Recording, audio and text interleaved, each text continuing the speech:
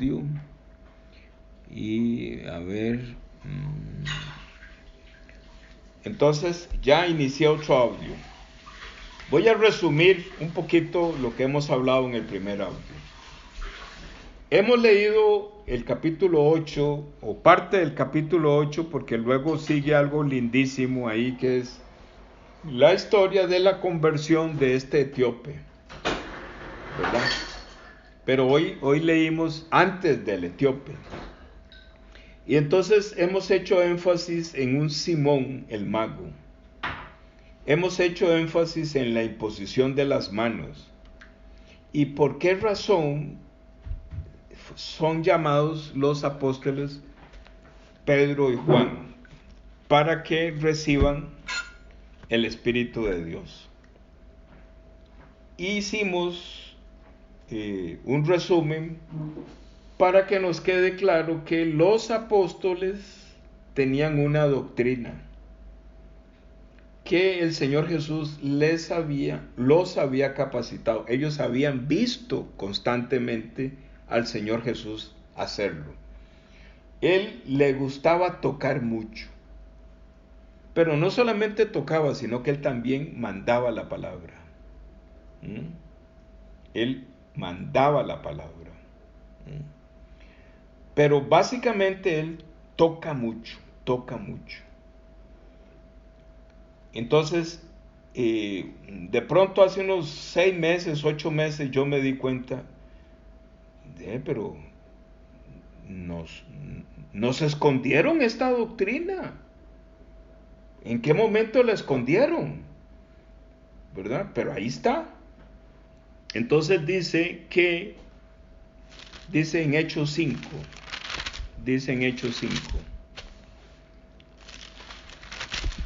En Hechos 5 comienza con la historia de una pareja, Ananías y Zafira.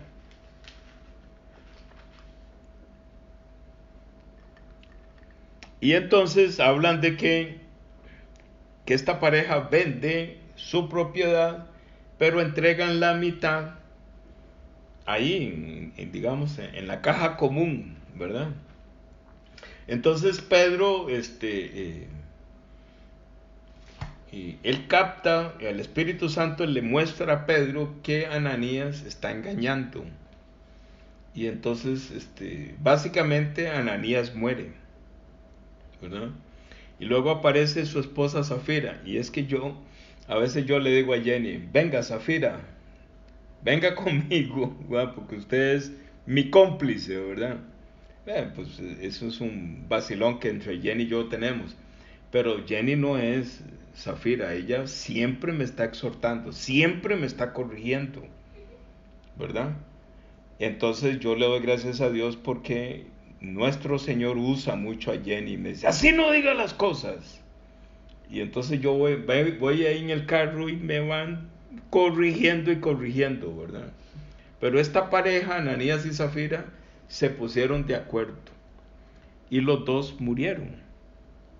Pero un día de estos el Señor me mostró que el mensaje de Ananías y Zafira no es como a mí me habían enseñado, ¿verdad?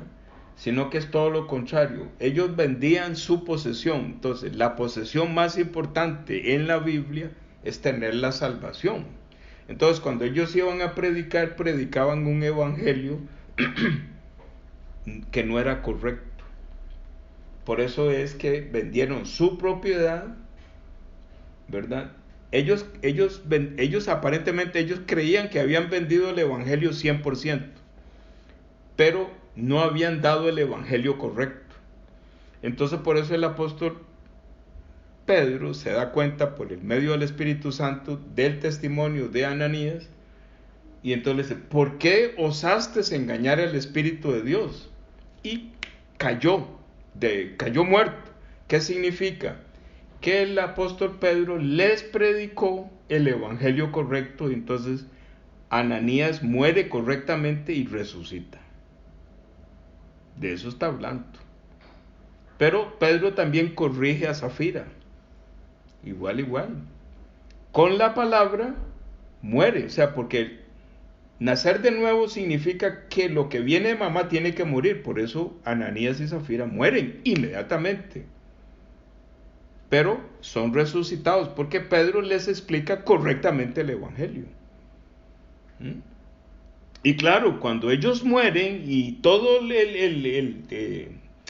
la iglesia se da cuenta, porque ya en ese punto de Ananías y Zafira, imagínese usted que en la primera predicación se unen a la iglesia 3,000 almas, dice la palabra. O sea que ya en el capítulo 5 ya la iglesia es enorme, pero enorme. Y entonces se da cuenta, toda la iglesia se da cuenta de lo que le sucedió a Ananías y Zafira, que estaban predicando un evangelio que no era correcto. Entonces viene la rectificación del evangelio. Entonces dice, Hechos capítulo 5 versículo 12, dice: y por la mano de los apóstoles se hacían muchas señales y prodigios en el pueblo, y estaban todos unánimes en el pórtico de Salomón. De los demás, ninguno se atrevía a juntarse con ellos, mas el pueblo los alababa grandemente. Y los que creían en el Señor aumentaban más, gran número así de hombres como de mujeres, tanto que sacaban los enfermos a las calles y los ponían en camas y lechos, para que al pasar Pedro, a lo menos su sombra cayese sobre alguno de ellos. Y aún de las ciudades vecinas muchos venían a Jerusalén trayendo enfermos y atormentados de espíritus inmundos, y todos eran sanados. Dice que por la mano de los apóstoles. Y habla de la sombra de Pedro. Entonces, ¿qué significa la mano de los apóstoles? Que ellos hacían lo mismo de Levítico, le ponían las manos. ¿Para qué? Para que el pecado de cada una de esas personas, siendo ellos unidos por las manos, el pecado se moviera de esa persona al corazón, porque los apóstoles estaban dentro de Jesucristo. Recuerda que Jesucristo dice: yo estoy con ustedes todos los días. Entonces el Señor Jesús estaba con Pedro y con Juan, básicamente. Entonces, cuando ellos ponían las manos, el pecado salía de esas personas hacia el cuerpo de Jesús, que Él está presente. Eso es lo que ellos predicaban el Levítico. Ellos no tenían el Nuevo Testamento. Esa era la doctrina. Dice que la sombra, ¿qué significa? Que la palabra de Dios enseña que lo del Levítico es la sombra del verdadero.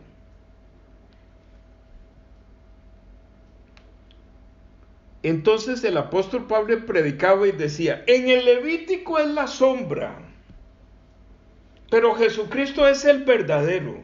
Entonces por eso es que aquí dice que le ponían los enfermos y los que estaban atormentados de espíritus. Una persona enferma tiene el pecado que se manifiesta con una enfermedad. Una persona con un espíritu inmundo es el mismo pecado. Enfermedad y espíritu inmundo es lo mismo. Entonces, él dice: la sombra, ¿qué significa?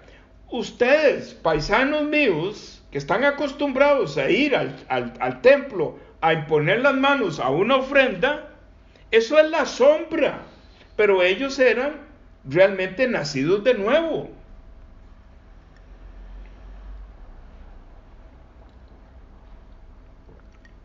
Porque el doctor Lucas da lo que dice en Hechos capítulo 2.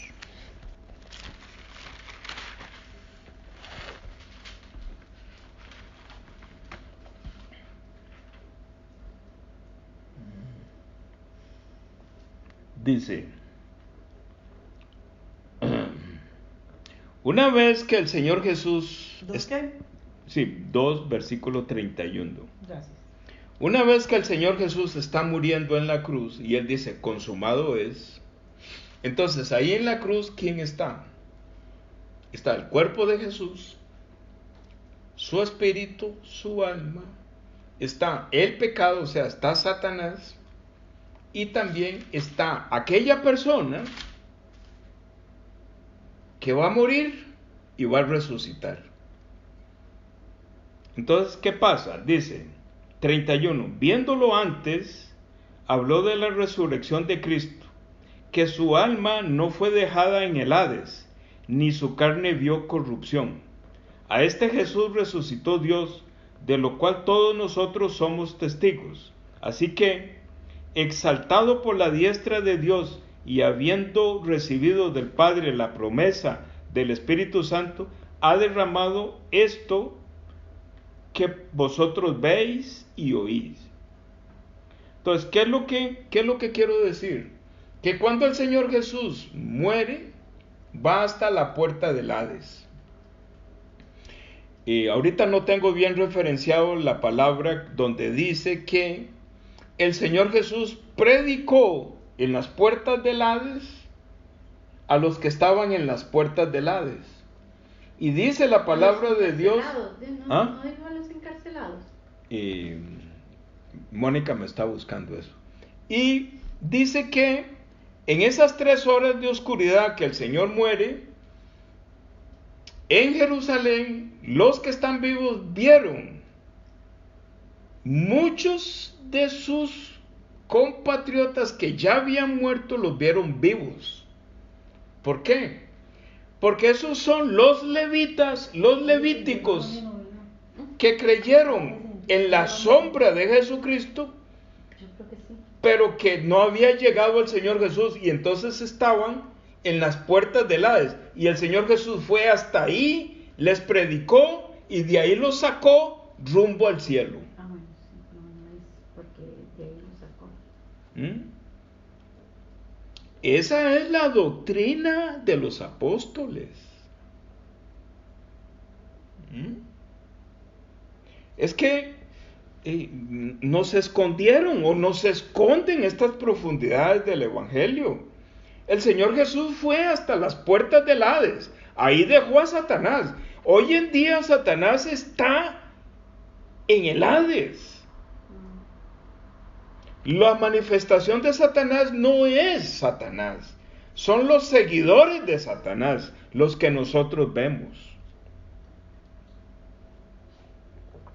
No vemos. Vemos lo que hacen. Vemos lo que hacen.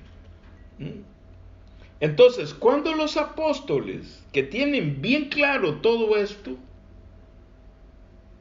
están poniendo las manos, ellos saben que por la fe, por la gracia, una persona que recibe la imposición de las manos es libre de la serpiente.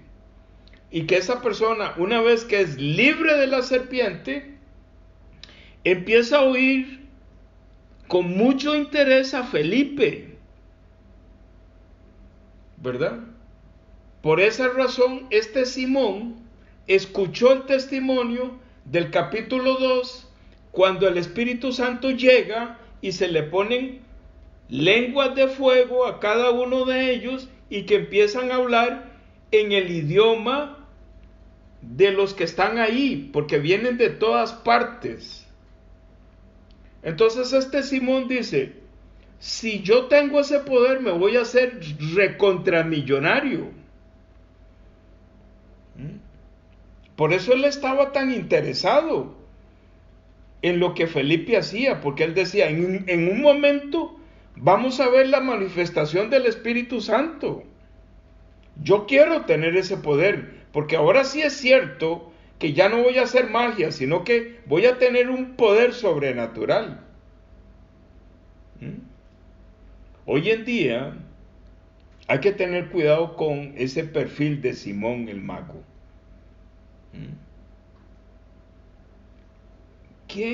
¿Cómo estamos nosotros escuchando y leyendo la palabra? como Simón el mago, o realmente como los apóstoles, o realmente como Felipe. Porque el evangelio hay que darlo desde la mala noticia. La mala noticia es que cada ser humano que nace del vientre de mamá nace caminando al infierno y que es guiado por la misma esencia de la serpiente, de este Satanás. Esa es la mala noticia. Y la buena noticia comienza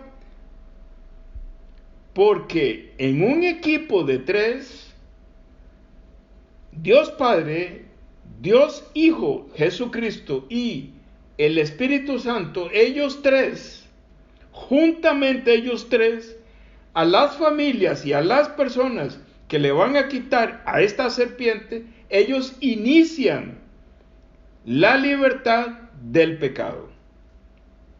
Por eso es que en Isaías 53 dice: ¿quién ha creído a nuestro anuncio? ¿Y sobre quién se ha manifestado el brazo de Jehová? Dice el versículo 1 de Isaías 53. En el versículo 6 dice que Jehová mismo cargó en él, o sea, cargó en Jesucristo el pecado.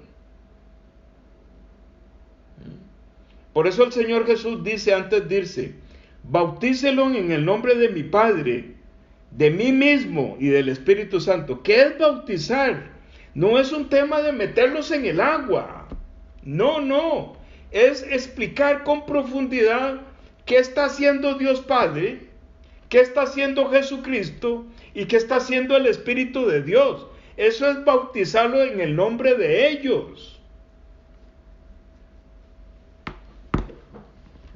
Por esa razón, la palabra de Dios hay que ponerle mucho entendimiento, muchísimo. Entonces vamos a terminar con un resumen. Volvamos a Hechos capítulo 8, fue el que vimos, de este Simón.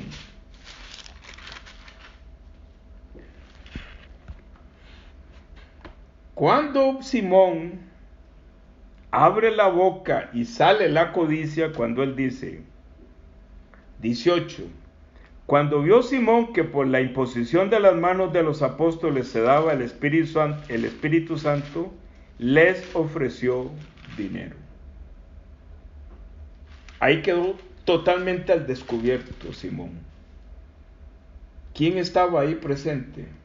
Pedro y Juan. ¿Qué hacían Pedro y Juan? Dice 15, Pedro y Juan, los cuales, habiendo venido, oraron por ellos para que recibiesen el Espíritu Santo, porque aún no había descendido sobre ninguno de ellos, sino que solamente habían sido bautizados en el nombre de Jesús. 17, entonces les imponían las manos y recibían el Espíritu Santo.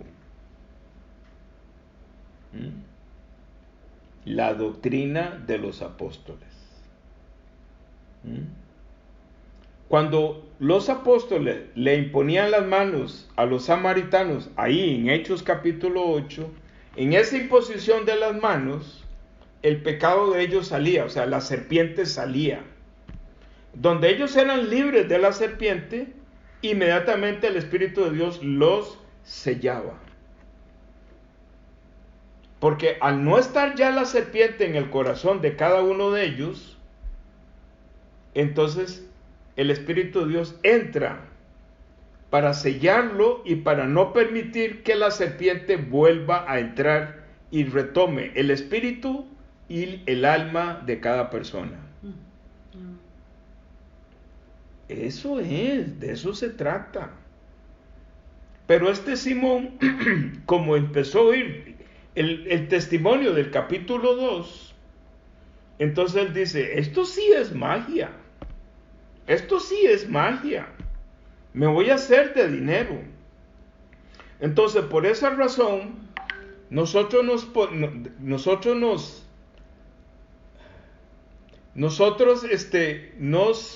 perdón, es que llegó un mensaje y me desubicó. Por esa razón nosotros tenemos que estar atentos. Si yo soy Simón el mago que estoy predicando codiciosamente, o si estoy siguiendo una persona que sin que yo me dé cuenta, ¿verdad?, me está predicando como Simón el mago. Hay que estar vigilantes de qué tipo de doctrina estamos recibiendo.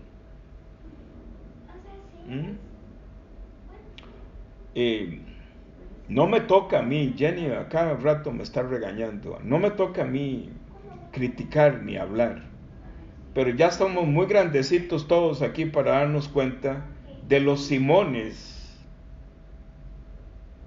magos que encontramos por todas partes. ¿De acuerdo? Entonces, estoy terminando. La imposición de las manos es la doctrina de los apóstoles. Tenemos que retomar esa enseñanza. Por esa razón, si ustedes le dan rewind y escuchan la oración, se van a dar cuenta que en la oración soy guiado para la imposición de las manos. ¿De quién? De nuestros familiares, de nuestros amigos, para que primeramente sean libres de la serpiente, sean libres del pecado. Una vez que ya la serpiente no estorba, nuestros vecinos, nuestros amigos, nuestros familiares, cuando ellos ven el testimonio de nosotros callados, o cuando ellos escuchan un testimonio escrito en la palabra que sale de la boca de nosotros, a nuestros familiares no les va a molestar escuchar, más bien ellos van a decir, explíqueme más. Porque en la oración que hicimos, como hace el apóstol Pablo aquí, vea el orden, dice, los 15, los cuales habiendo venido, oraron por ellos para que recibieran el Espíritu Santo. Sigue, porque aún no había descendido sobre ninguno de ellos, sino que solamente habían sido bautizados en el nombre de Jesús. ¿Qué es bautizado? Bautizado significa que le dieron un detalle exacto, quién es Jesús. Jesús significa Jehová salva. Ellos explicaron, Esteban explicó quién era Jesús, las profecías de Jesucristo. Eso es bautizarlo en el nombre de Jesús, es explicar en detalle quién es Jesucristo. Y seguía, ¿qué sigue? ¿Qué hace Pedro y Juan? Entonces le imponían las manos y recibían el Espíritu Santo. Salía el pecado. Esa es la doctrina. Esa es la doctrina, por Dios.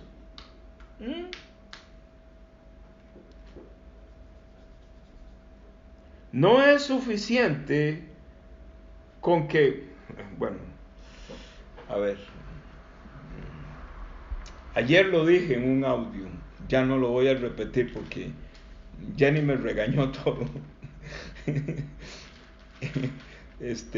Nada más tengo que decir el Evangelio, nada más.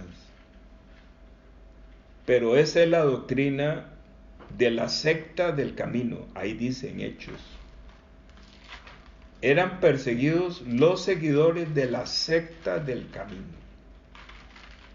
Yo soy un seguidor de la secta del camino. Ese soy yo. Amén. Entonces, imposición de las manos es lo que se hacía en el Levítico. Así enseñó el Señor Jesús. Así enseñó el Señor Jesucristo. Y la imposición de las manos está en todas partes. A ver, vamos a hacer un resumen. Está en el Levítico, todo el Levítico está. Imponían las manos, imponían las manos. Isaías 53, el brazo de Jehová, imposición de las manos. Juan el Bautista le puso las manos al Señor Jesús. Recogió el pecado y se lo pasó todo a Jesús. Los apóstoles imponían las manos. El apóstol Pablo imponía las manos. El hermano de Jesús, Esteban, imponía las manos. ¿Y por qué nosotros no imponemos las manos? ¿Por qué no se escondieron esto? Claro que hay que saber por qué imponer las manos. Hay que saber. Tiene que estar bien revelado en el corazón de nosotros la dinámica de imponer las manos. ¿De acuerdo? Entonces, ya estoy terminando, hermanos. Voy a tener una palabra de oración para terminar. Oremos delante de Dios. Bendito Padre Celestial. Señor, ten misericordia de cada familiar nuestro. Señor, ten misericordia, Señor. Señor, con ruego, Señor, extiende tu brazo poderoso sobre mi hermano carnal. Yo, por ejemplo, en el caso mío, yo tengo 7 hermanos más, del mismo papá y de la misma mamá. Señor, así como están, cualquiera de ellos que muere, entra al infierno. Pero Señor, si tú mueves tu misericordia, como tú lo hiciste conmigo, y yo quiero, hermanos, y las personas que están oyendo, no sigan mi historia. Ustedes tienen su propia historia. Ustedes tienen esa esposa, ese esposo, ese hijo, esa hija, ese nieto, ese cuñado, ese vecino, ese hermano de la misma congregación que ustedes saben que no camina bien, pero que ustedes lo aman. Pónganlo en las oraciones. Ese es el orden. Hay que orar, hay que clamar al cielo